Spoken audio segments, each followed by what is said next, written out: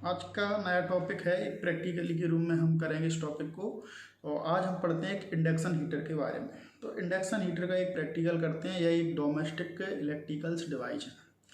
Domestic इसको इसलिए कहते हैं क्योंकि इसको घरेलू कार्य के लिए हम इसका यूज करते हैं, उपयोग करते हैं, इसलिए डोमेस्टिक होती है। नाम सुना होगा आपने, इसको इंडक्शन हीटर या इंडक्शन कुक टॉप भी कहते हैं जो है, ठीक है।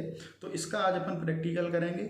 इसमें देखेंगे क्या क्या सामग्री इसमें लगी रहती है, किस तरीके की डिवाइस रहती हैं और कैसे ये काम करता है, और इसको यदि ये ख़राब भी हो जाता है तो कैसे हम इसको रिपेयर कर सकते हैं जो है। तो इस वीडियो में अपन देखते हैं। तो चलिए चलते हैं अपन जो है जल्दी से जो है वर्किंग टेबल पर और समझते हैं कि एक इंडक्शन हीटर कैसे वर्क करेगा। अब आ गए हम प्रैक्टिकल बेंच पर।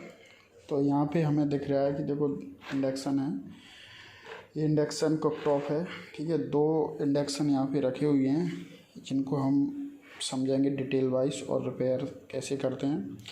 ये बहुत ही घरेलू उपकरण है खाना बनाने के लिए, आजकल ज़्यादा प्रचलित है। इसको हम समझते हैं। सबसे पहले देखो इसमें दो पार्ट्स पर से दिखाई देते हैं हमको जो है।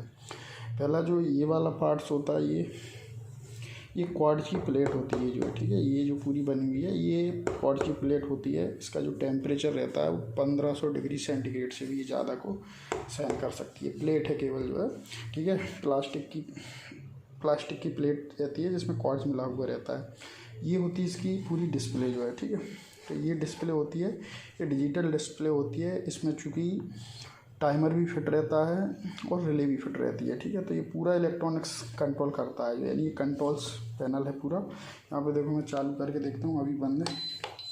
ये देखो चालू हो गया है, ठीक है। इसका जो है और ये चलता है। अब इसको आपको सेटिंग में क्या सेट करना है, कैसे करना है, वो अपन कर सकते हैं। तो इसके ऊपर कुछ भी नहीं रखा हुआ है, तो इसलिए वह E0 सिग्नल दे रहा है। जैसे देखो मैं कुछ बर्तन इस पर रखता हूँ तो ये देखो यहाँ का जो सिग्नल है टाइमिंग आ जाएगा और कितनी टाइमिंग तक ये चलाना है ये आ जाता है। ये 1300 चलना है, 1400, 1500 कितने पे आपको सेट करना है उसमें अपन कर सकते हैं। ये फंक्शन होता है आपको कहाँ पे सेट करना है, किसके लिए करना है, टाइम कितना सेट करना है।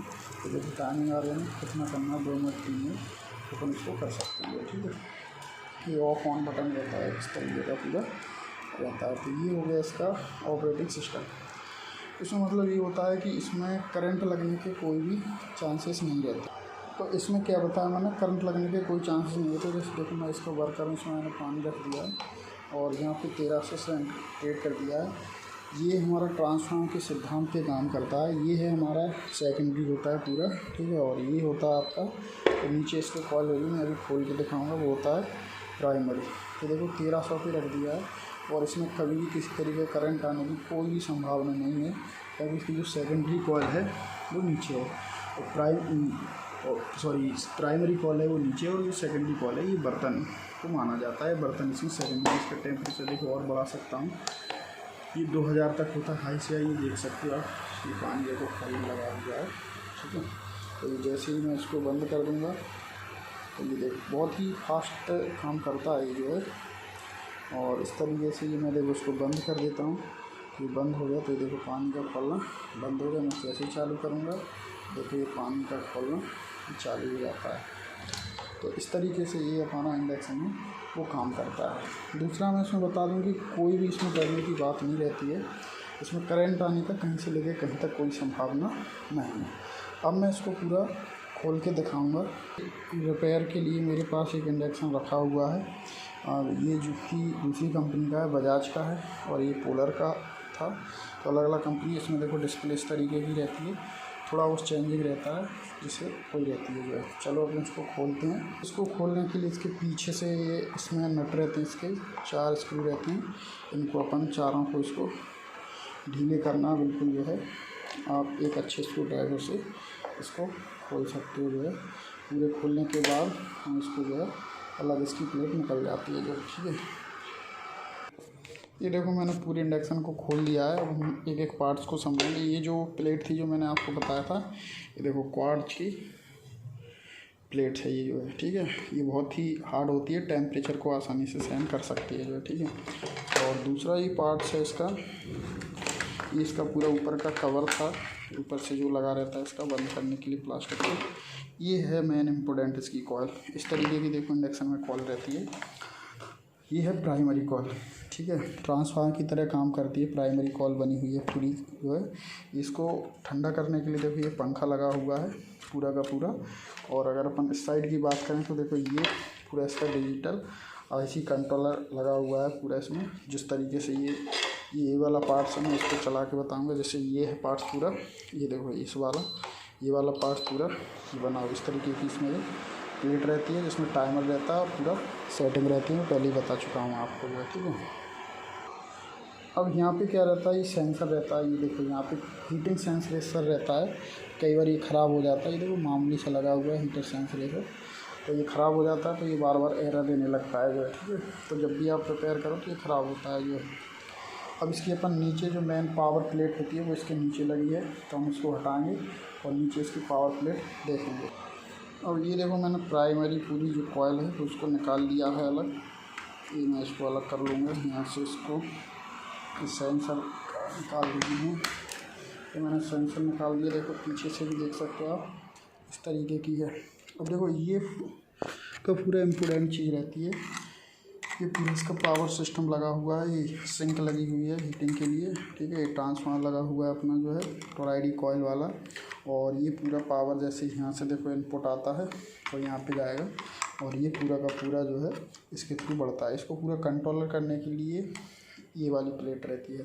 तो दोनों मैंने बताया, ये पावर प्लेट्स हो जाएगी आपकी और ये जो रहती है ये कंट्रोलर रहती है। अब क्या होता है कि कई बार इसमें ये फ्यूज भी ख़राब हो जाता है, कहीं से वायर प्रॉब्लम भी हो जाती है इसमें जो है, ठीक है। तो इस तरीके से कोई ना कोई सेंसर प्रॉब्लम हो जाती है, तो ये आपको देखना है। देखो पंखे वाला इसको जो है ठंडा रखने के लिए पंखा लगा हुआ है। तो ये 3 पार्ट्स को आप चेक कर सकते हो। ये देखो ये प्राइमरी कॉइल को, ठीक है, इसमें ये सप्लाई जाती है। यहाँ पे टर्मिनल देख लो, कई बार ये निकल जाते हैं या जल जाते हैं। यहाँ पे इनपुट है, फ्यूज देख लो यहाँ पे जो है, कई बार देखो फ्यूज टूट जाता है इसका जो है। तो ये यहाँ पे एक बार चेक कर लें। उसके बाद ये फैन वगैरह नहीं चलता है कई बार, तो ये सेंसर में एरर देने लगता है। और ये हमारा टेम्परेचर वाला सेंसर है, कभी ये ख़राब हो जाता है तो इसको निकाल के हम इसको बदल सकते हैं जो है। तो इस तरीके से हम एक इंडक्शन को रिपेयर कर सकते हैं जो है। अब आपको अच्छे से समझ में आ गया होगा कि इंडक्शन कैसे वर्क करता है। ये हमारी प्राइमरी और ये प्राइमरी है ट्रांसफार्मर की, और जो भी बर्तन हम रखते हैं वो सेकेंडरी रहते हैं। अब मैं उस बर्तन को बताता हूँ कैसे रहता है वो। तो देखो क्या होता है कि वो इस तरीके का बर्तन रहता है। ये इसमें क्या होता है, सिलिकॉन स्टील का पीछे जो होता है हम एक जो है जाली लगा देते हैं जो अच्छे से सेकेंडरी का काम करती है। इसलिए कुछ लोग इनको कहते हैं कि भाई इंडक्शन के बर्तन होते हैं। अब जो इंडक्शन का बर्तन नहीं होता है उसमें बस यही अंतर रहता है, ये जो जाली होती है ये वाली, ये हट जाती है तो ये सामान्य बर्तन बन जाता है। और अगर ये जाली हम लगा देते हैं तो ये अच्छे से हीट करता है, जल्दी हीटिंग करता है, इसलिए हम इसको अलग से बनाते हैं जो है। अब इसमें बात कर लेते हैं हम एरर की। इसमें चूँकि क्या होता है पूरा इलेक्ट्रॉनिक सिस्टम रहता है, इसलिए इसमें जो भी प्रॉब्लम आती है, सेंसर लगे हैं तो एरर दे देते हैं अपन को कि भाई ये इसमें समस्या आ रही है जो है।